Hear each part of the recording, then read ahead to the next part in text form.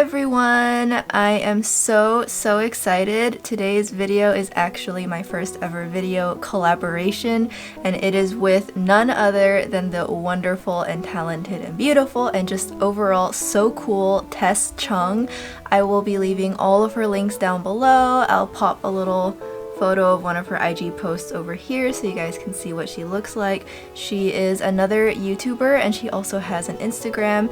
She is a freelance makeup artist, so you know she knows her stuff. She is so inspiring, and whenever I watch her videos I feel like I have to be more creative, push myself out of my comfort zone. She's always so honest as well with her reviews. She will tell you when she doesn't like something. She doesn't sugarcoat anything, and I just love watching her videos and following her on Instagram. So if you guys don't already, especially because she does have hooded eyes, obviously not same as my monolids, but still it is hooded eyes. It's an underrepresented eye shape, and I feel like she would be such a wonderful resource for those of you who follow me who have that kind of eye shape. So go follow her. I'll drop everything in the description box for you guys, all of her handles and everything. You guys really need to follow her. But anyways, she reached out to me and wanted to do a collaboration, and of course I was so honored, like, oh my gosh, because I look up to her so much, and I was like, yes please. And we decided, because we both are just always having our hearts and wallets besieged by Pat McGrath, that what better to do than to rank our Pat McGrath palettes.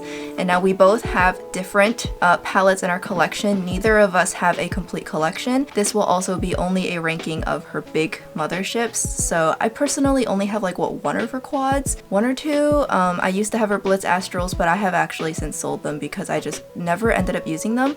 So we just decided no quads, no six pans, and we're not going to include her past holiday mega mothership either. We're just ranking her standard $125 motherships. So for me personally, that means that I have 1, I have 3, I have 4, 5, 6, 7, 8, and 9. So I have a lot. And so I will be ranking all of them. So that means I have 8 motherships total. I do not have mothership 2. I had a really difficult time with this because I honestly do love all of them and I think they all are fabulous. And I guess this video could also be considered kind of a tribute or a memorial as well, because in the light of what has happened, I just wanted to say one of my biggest reasons that I eventually did take the plunge and purchase Pat McGrath was because I watched Mel Thompson's videos and I was so inspired by her beautiful looks. My very first Pat McGrath palette that I ever purchased was Bronze Seduction, because she had such good things to say about it and her eye looks just hypnotized me. That was the first one I ever bought, and from there it's been a love affair. I did just want to throw that out there. I know all of my videos that have gone up before this were filmed before the news dropped, so that's why I haven't made mention of it yet. I have needed time to kind of collect my thoughts and feelings, to even just accept that that happened. But yeah, I just, I am ready to say it now, and I just wanted to let you guys know that she was such a big inspiration for me to dive into the brand, and it's so expensive, but at the same time, I have so much joy looking at my collection of motherships.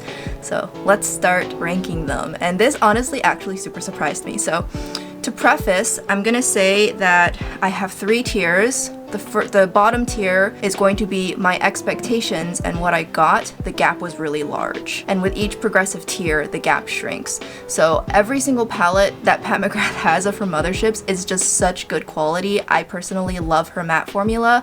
I love working with it. Her metallics are out of this world, and her special kind of baked formulas are definitely really unique to her.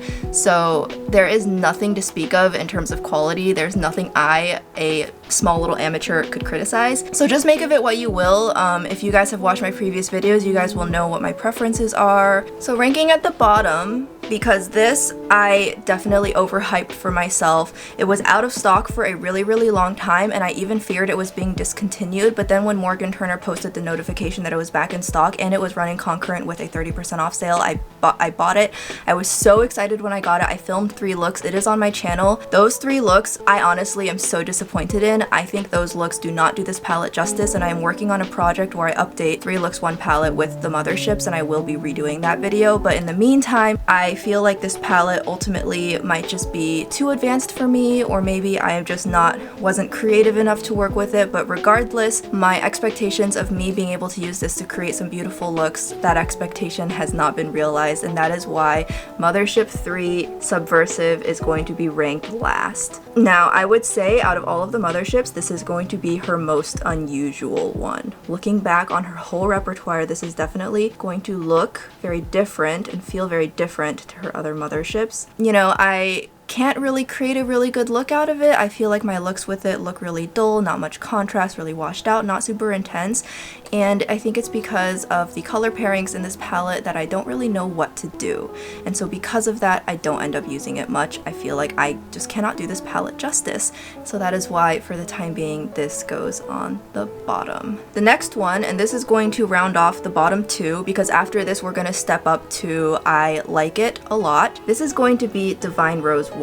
I do not have it in pink. Lord knows I wish I had it. And Divine Rose 2, I wish I had it in pink because then if they're all on the shelf I can tell them all apart, but I do not, alas.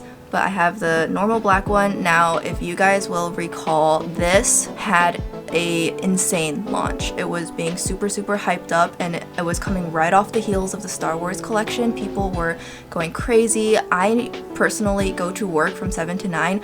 I brought my laptop with me and I interrupted my work so that I could log in and get the early access code, which full price with just the 10% off code, which really just amounts to no taxes really. And I got caught up in that and it sold out immediately, and now it's basically back and permanent. And you know, I really can't say I like it when people do that. I don't like it when brands do that. I wish she had been forthright that it would be permanent, that it's going to be restocked. It's not this one-off thing.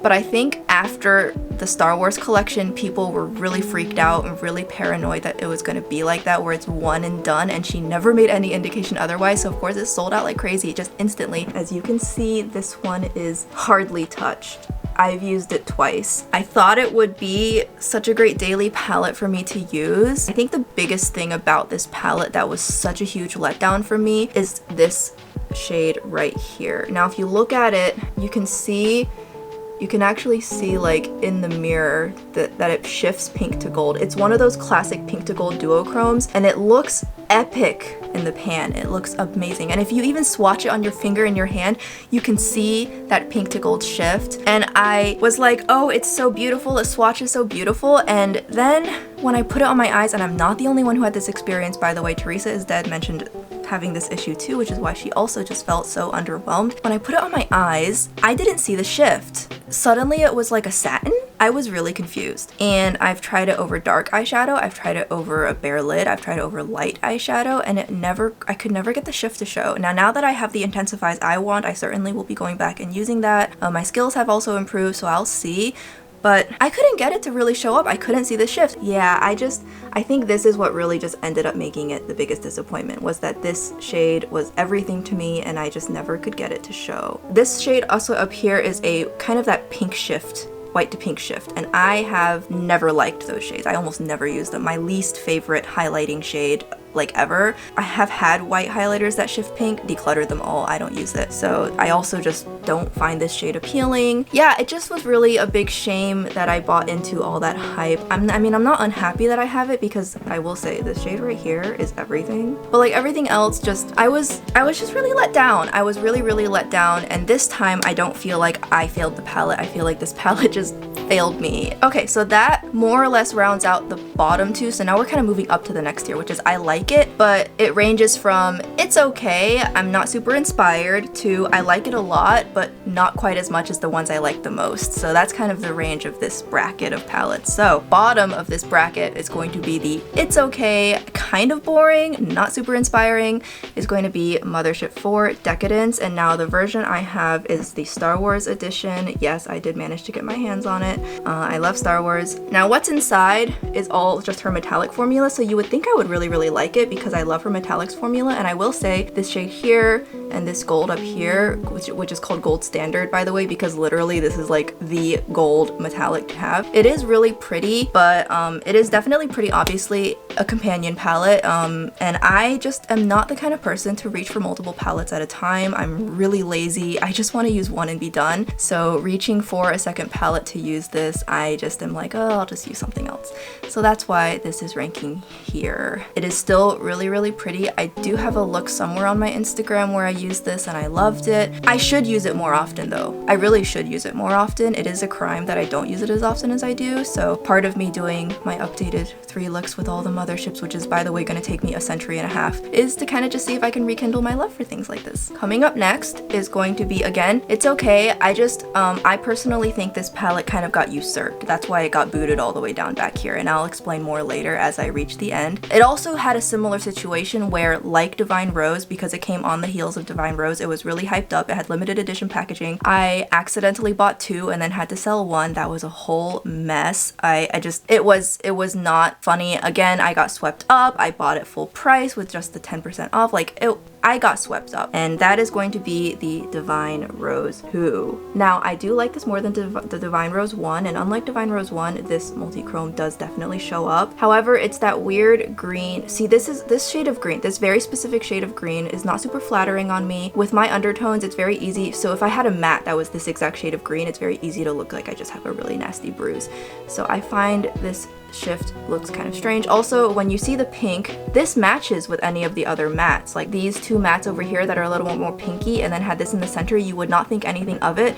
But then I turn my head and suddenly it's these 2 mattes with this green. Do you see how they can mix and look really, really strange? Like just not colors that should be going together. So I feel like this green, the moment you see the green shift, the entire look can look very, very out of place. Because do you see how out of place the green suddenly looks with pink? I just see Christmas, like I see Christmas colors. This is just not a color pairing you really want to be making frequently. This particular multi-chrome probably not the best choice for the rest of this palette, and so I feel like that's what really drags this whole palette down, is this multi-chrome, just specifically the green shift. You see what I mean? I don't know if that makes sense, but I think you see what I mean. I also personally found the metallics, and this is actually what I'm wearing on my eyes today. I found the metallics in this to be a little bit more satin than her normal formula. Now that's not to say they're bad, they're still really pretty, but I'm used to her metallics being super, super punchy, like indie, like Terra Moon's kinds of levels of punchy. And so I found these to be a little bit more subtle. Like I mean still pretty, but I'm not getting, like this pink in particular, it's not a flashy metallic. And I'm wearing it on my inner corners. Now I will say still very pretty, but it just means it's just not something I really reach for super often. By the way, I have a coworker. She likes to sleep up there right now, and I don't know, I think it's cute. It doesn't really show up when my head's in the way, but there she is. Isn't she cute? Now we're entering the tier of I love these, and this was so hard to rank. I felt like I was trying to pick between like my favorite cats or something. Like I love these all so much. So these top 4, it's like, don't take this too seriously. It is very highly affected by the season, how versatile is the palette. I'm literally splitting hairs to rank these. So like the different split ends is basically how these were ranked. So, you know, I love all of these with all of my heart. These top 4 just steal my heart. I love these so much. So let's get started with what's on the bottom of this very, very top tier. And that would actually be, I know this is a really big surprise, but that would actually be Mothership 5, the very first Pat McGrath palette I bought. Now, why do I say that? It is because this palette I feel is very one note. So if you guys have ever seen an Urban Decay Naked palette, you will know one of the most popular critiques of them from makeup aficionados who like to create a variety of looks is that every single look you make with them, no matter which mattes you pick, looks the same. Now that's kind of the point of the Naked palettes, is that it's easy and you cannot mess it up. Like literally, you couldn't mess it up. For me personally, I love it when I can open a palette and make something totally different from what I made the day before. So this I feel like is just a little bit one note. I also do have an issue with this eyeshadow here. It's a baked formula, but it's a lot smoother and it's not really as glittery and sparkly. It's a little bit more smooth, feels very satin, and when it interacts with my eyelids, if I don't prime right, I've noticed it will not adhere to my eyelid, and so it'll patch off. Like I'll do my makeup and then half an hour later I'm like, oh, where'd it go? It's like patched off. So that's kind of my biggest qualm with the palette.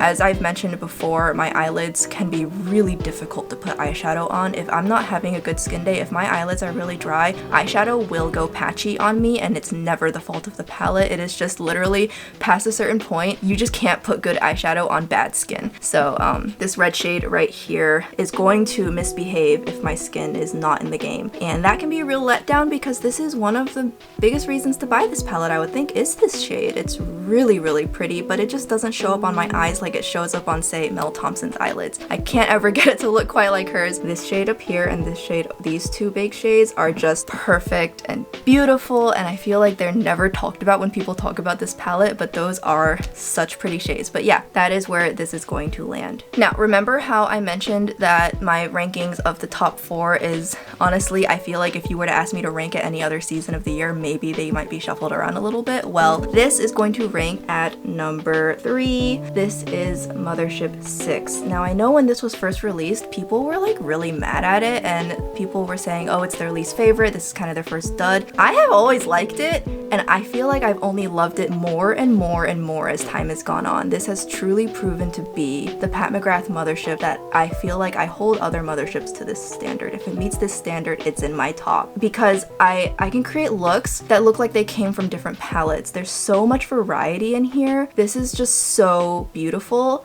Also, it's September. This is the fall palette. Like, for me, this is my perfect fall palette. I couldn't see any other way you can improve this. And the metallics are super, super fierce, really beautiful. This lavender absolutely shows up, and it's so glittery and sparkly. This shade here is so fiery and fierce. Like, these two, it's almost like you take the best of Mothership 5, make them a little bit more orange and toasted, and stick them in here. I just love this palette, and particularly for fall. So that is kind of what my standard for a good mothership is something like this, and I feel like people don't really talk about it enough. I definitely think people have come to appreciate it more and more as time has gone on. It's kind of one of those things, it's like a slow burner, and now people like it a lot, but I don't know, I'm definitely one of those who I always thought it was cool before it was cool, kind of a thing. Alright, next, which is number 2, and it's so recent that this definitely jumped in, and now you will see what I meant when I say Divine Rose 2 was usurped, is going to be Huetopian Dreams. Now, this is super, super pinky, so compared to Divine Rose 1, it can seem really similar, and I'm gonna say, this is like she took Divine Rose 1 and improved all of its flaws. This is a better Divine Rose 1 to me. It is wearable, it is daily appropriate, but it has the variety that you see in Mothership 6. I can create looks with it that are diverse, and the shade here that has shifts to it, I can see the shifts. I feel like this is Divine Rose,